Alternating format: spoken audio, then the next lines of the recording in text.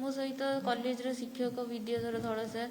जो दुष्कर्म करने को चेष्टा करते से को लेकिन मु थाना 15 तारिख एफआईआर देली। आज को 28 दिन हो गला कि कार्यानुष्ठान नि जाऊना। महिला कमिशन ठू आरंभ कर पुलिस सरकार प्रशासन समस्त गोड़ तौक मुझे आसी सारे हेल्ले जाके न्याय मिलूना ना गिरफ करुँच ना मत न्याय प्रदान कर तरफ बहुत धमक आते धमक देकी सी कहते कि हाणीदेबू मारिदेबू तुम केस उठा बाटर कॉलेज जावा समय भी मत एमती जगिकी रोच एक प्रशासन को कहला भी मैडम कहते सी गोटे साइको तुम सब जिते नंबर कॉल आसी सब ब्लॉक कर दियो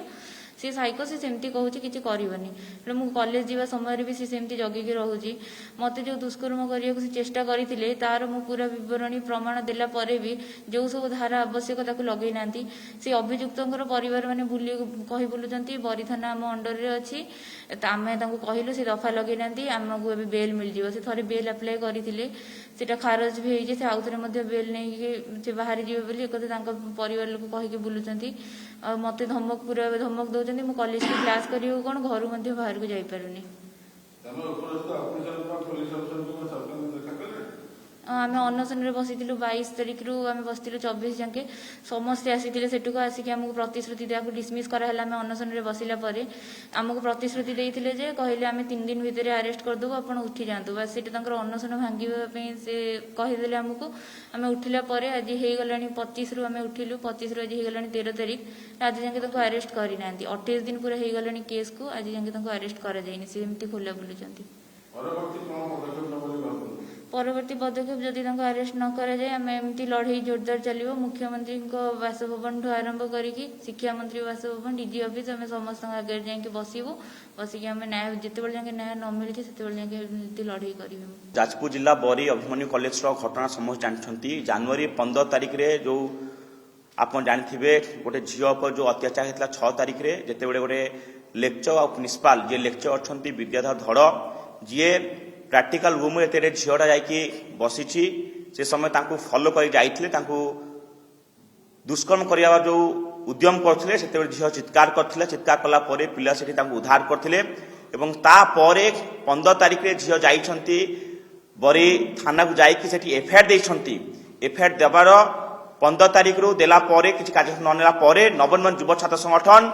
ये घटना नहीं जाजपुर जिलार बरी अभिमन्यु कॉलेज सामने 22 तारिख को आम से उपवास अनशन बसलु और 24 तारिख रे सब कलेक्टर एसपी जाजपुर समस्त पहुंचले कहले आम डिसमिस करेचु आ डिसमिस करे से खाली लोक देखापी डिसमिस करते जो डिसमिस उद्देश्य थिला सेठी केमती आंदोलन न चालू आंदोलन को भांगियापी डिसमिस करदे किंतु प्रशासन जो आमको कही कथा देते आम तुम गिरफ करूँ आज्ञा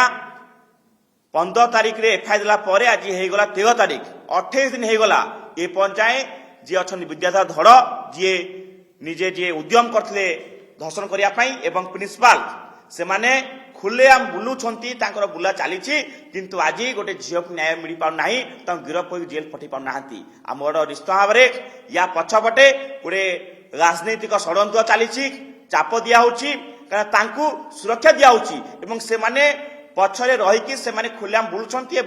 से जो शिक्षक विद्याधर धड़ ता परिवार लोक ए झील को धमकी दौरान कहते कि तू केस शीघ्र उठे दे तू केस न उठेले आम ते मर्डर करदेबू ते रास्ता हाणीदेबू ताको आज्ञा एपटे झील जिते बड़े महिला कमिशनर की पुलिस प्रशासन समस्त जाऊँ न्याय देवाई न्याय दे पाना से पटे से शिक्षक माने धमकी दौरान परिवार लोक केस न उठेले आम ते हाणीदेबू ते मर्डर करदेबू आम चाहूचे तुरंत गिरफ करा जाऊ जदि गिरफ से न हेबे आज आम प्रेस मीट रे चेतावनी दे देउछो लड़ई बरी आरंभ होईछि ए लड़ई रे जदि ए झील को न्याय न मिलिबो नवनिर्माण युव छात्र संगठन मुख्यमंत्री नेकी शिक्षा मंत्री आ होम मिनिस्टर आ डीजी कहा को आम शुआ दो ना लड़ई तीव्राकर हम जो जाए से 2 जन जी अच्छा शिक्षक प्रिंसिपाल गिरफ हो जेल न पठेबे लड़ई तीव्राकर हम जंगल में निया लगिले निया व्यापी जाए ये लड़ई से हिसाब पूरा तीव्राकर हम सरकार तुरंत से विद्याधर धड़ आ प्रिंसिपाल को गिरफ करके जेल पठांतु।